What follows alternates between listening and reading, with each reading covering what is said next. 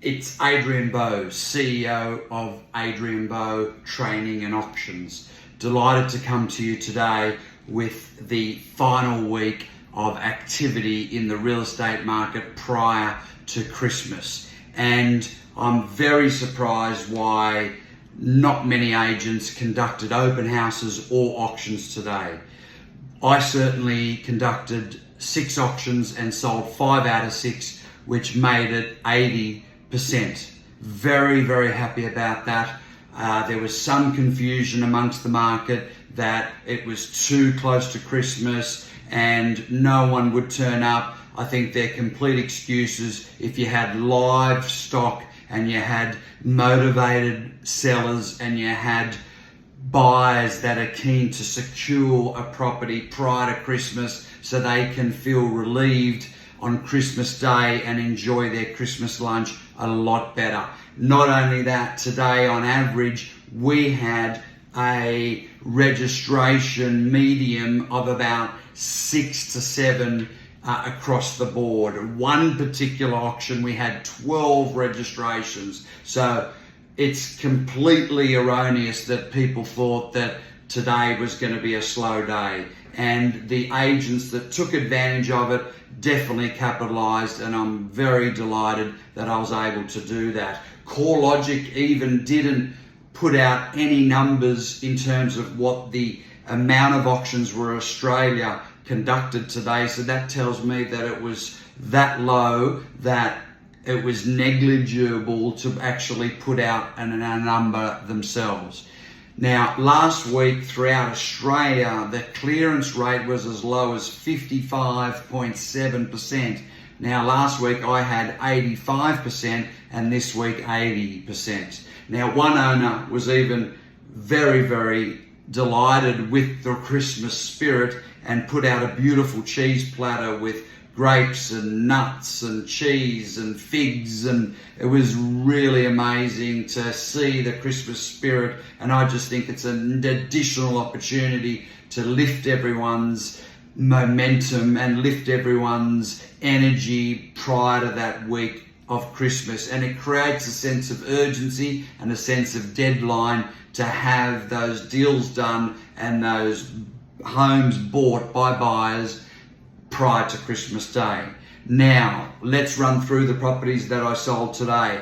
113 Hoil Drive in Dean Park. Now, that was above reserve price with 5 registered parties. That's an entry-level home, and that was for $900,000. This was on behalf of Josh Tessalon and his team with Ray White Quakers Hill, and an outstanding result, again above reserve price. Then we went on to 17B Westcott Place in Oakhurst. This must have been the most pristine duplex I've ever auctioned myself, and it was for a lovely senior lady, and it sold for $820, being above the reserve, immaculate conditions, 6 registrations, and again way above expectations. And again, once again, all these auctions are for the Ray White, Quakers Hill, Josh Tessalon group, which I'm the proud chief auctioneer for. Then we went on to 34 Illabo Street in Quakers Hill.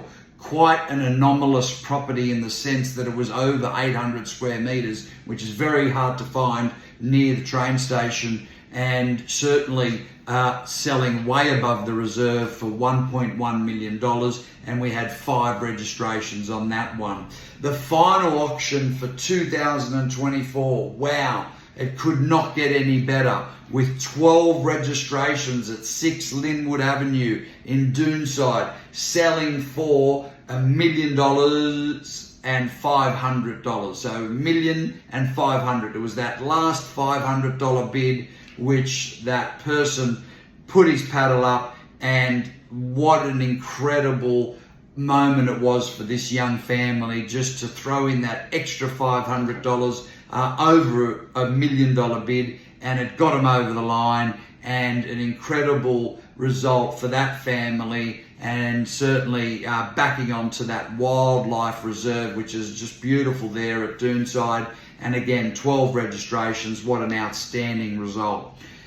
Then we go on to the lease of the week from Chloe and Anthony at the Ray White Quakers Hill Property Management and Leasing Department.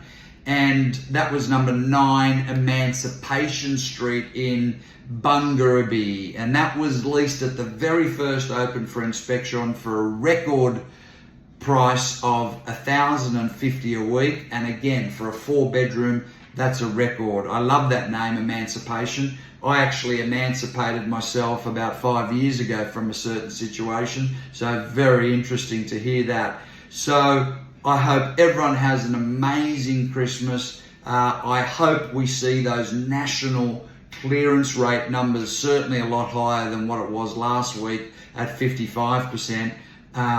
Certainly from my point of view, we're delighted that in the last 3 or 4 weeks we've had 85%, 100%, 80%, always really high numbers. And I must say, it definitely has to do with the process of vendor expectations around the way the team talks to their vendors and the way that I'm able to have multiple conversations to the vendors the week of the auction, and also Josh's team speaking intimately with buyers during the week and actually having face-to-face buyer appointments as well, which I think is absolutely best practice in this market where there might be some reluctancy. So as we know, the cash rate doesn't look like it's going down anytime soon. All the banks, as I mentioned last week, have reforecasted.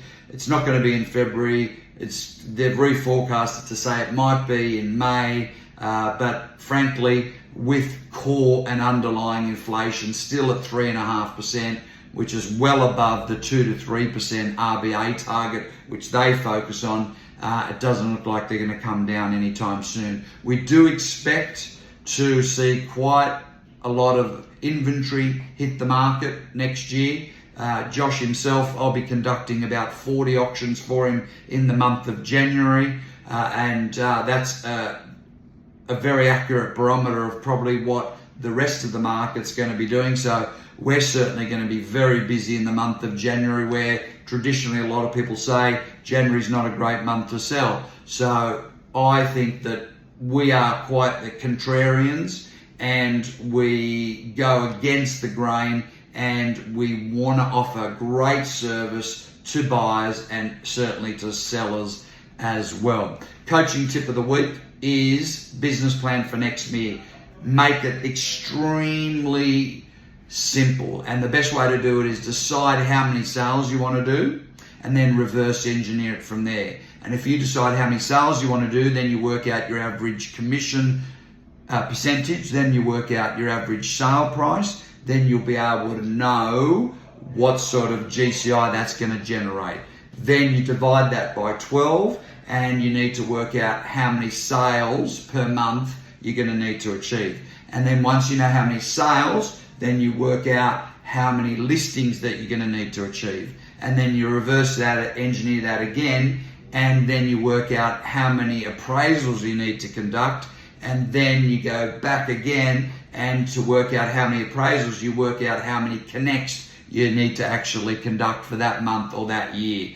And that is a very basic, simple, rudimentary business plan, and all that you need to do on top of that is determine what your marketing budget's going to be, divide that by 12, and don't deviate. I think a minimum of $10,000 per year in marketing, and that will allow you to do a cross-section of letterbox drops, social media, email, SMS, and also anything to do with automation and AI, whether it's Rita or Nurture Cloud.